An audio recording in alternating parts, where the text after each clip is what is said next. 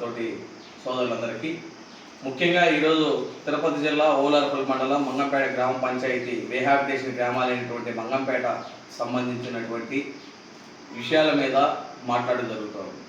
ముఖ్యంగా ఈరోజు మంగంపేట అంటే ప్రపంచంలోనే ఒక చరిత్ర కలిగినటువంటి పంచాయతీ, ఒక విలేజ్.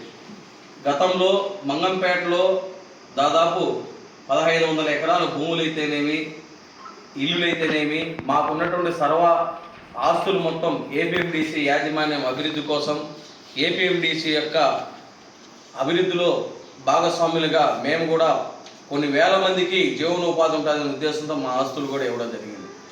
ఆనాడు ఏపీఎండిసి ఎండితో మాకు డేంజర్ జోన్లో ప్రకటించేటప్పుడు చెప్పిన మేము, మాకు ఇక్కడ హాస్పిటలు, స్కూలు మరియు కొన్ని మౌలిక వసతులు కావాలని చెప్తే ఆ రోజు ఏపీఎండిసి వారు సిఎస్ఆర్ పాలసీ కింద ఏపీఎండిసి పబ్లిక్ స్కూల్ ఒకటి ఏర్పాటు చేయడం జరిగింది.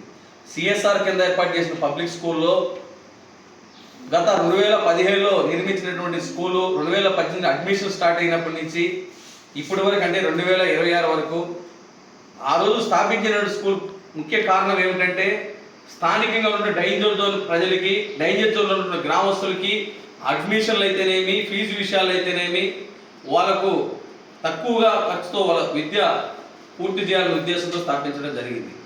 ఈరోజు చూస్తే ఏపీఎండిసి స్కూల్లో మేము గతంలో కూడా జిల్లా కలెక్టర్ వారికి, ఆర్జేడీ వారికి కూడా రిప్రజెంటేషన్లు కూడా ఇవ్వడం కూడా జరిగింది.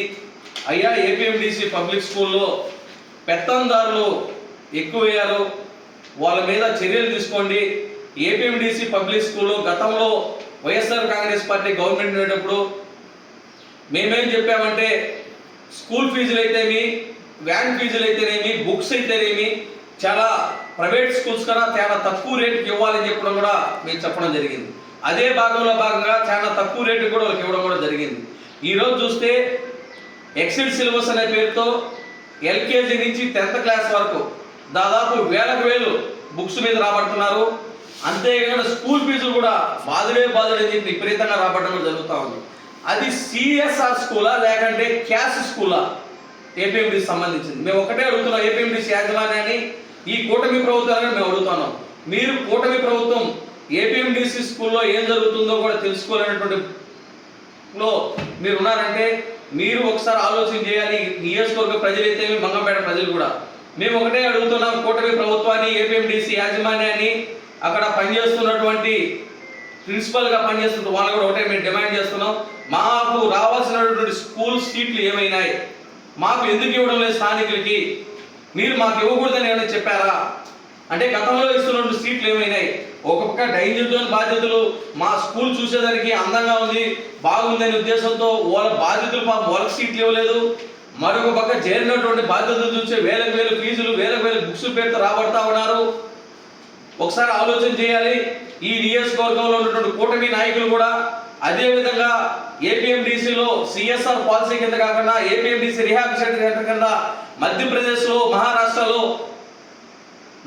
మహారాష్ట్రలో సులోరి అనే గ్రామంలో స్కూల్ ఒకటి నిర్మించడం జరిగింది. లోకల్గా ఇల్లు, భూములు ఇచ్చినటువంటి వాళ్ళకి books free, dress free, shoe free, వాళ్ళకు ఫీజు ఫ్రీ, సిబిఎస్ఈ సిలబస్. ఏడు చెప్తుంది ఏందయ్యా? స్టేట్ సిలబస్ మంగంపేటలో. అంటే మా మేమంత తక్కువైన వాళ్ళవా? ఇన్ని కోట్ల రూపాయలు భూములు, ఆస్తులు కార్పొరేషన్ అభివృద్ధి కోసం తోడ్పడబడినాను. ఖచ్చితంగా దీని మీద మేము న్యాయస్థానాన్ని ఆశ్రయిస్తాం.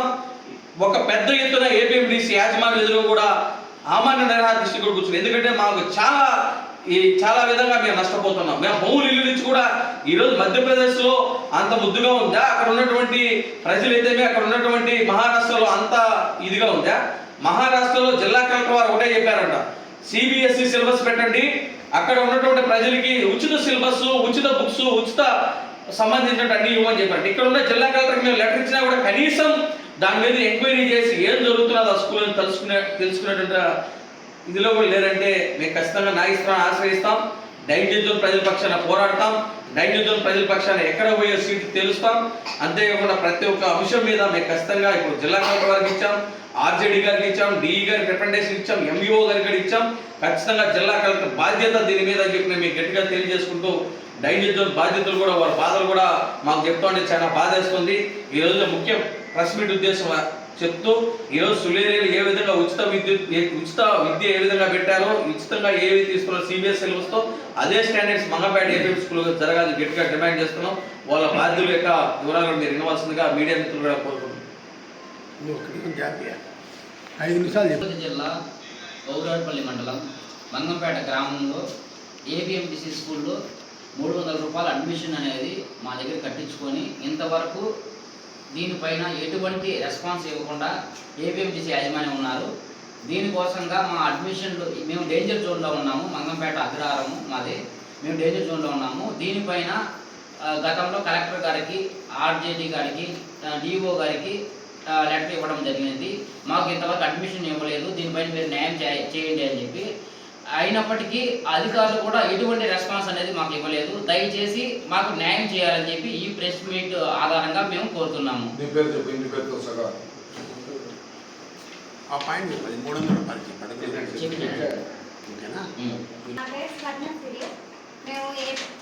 మంగంపేటలో మంగంపేటలో మా ఇల్లు 3 ఇల్లులు పోయినా మాకేం ఉద్యోగం కూడా రాలేదు సార్. మేము మా బాబుకి అడ్మిషన్ వేస్తే అడ్మిషన్ సీట్ కూడా ఇవ్వలేదు. మాది మంగంపేట అగ్రహారం 2026-27 సంవత్సరం గాను ఎల్కేజీ కోసం ఏపీఎండిసి ఆఫీసు నందు అడ్మిషన్ కోసం అప్లికేషన్కి 300 పే చేశాము. అప్లికేషన్ అమౌంట్ ఇవ్వలేదు, అడ్మిషన్ ఇవ్వలేదు. మాకు న్యాయం చేయాలని చెప్పి అధికారులు కోరుతున్నాం. కడప జిల్లాలోని మరిన్ని వార్తా విశేషాల అప్డేట్స్ కోసం మా SCN న్యూస్ ఛానల్ను తప్పకుండా చూడండి.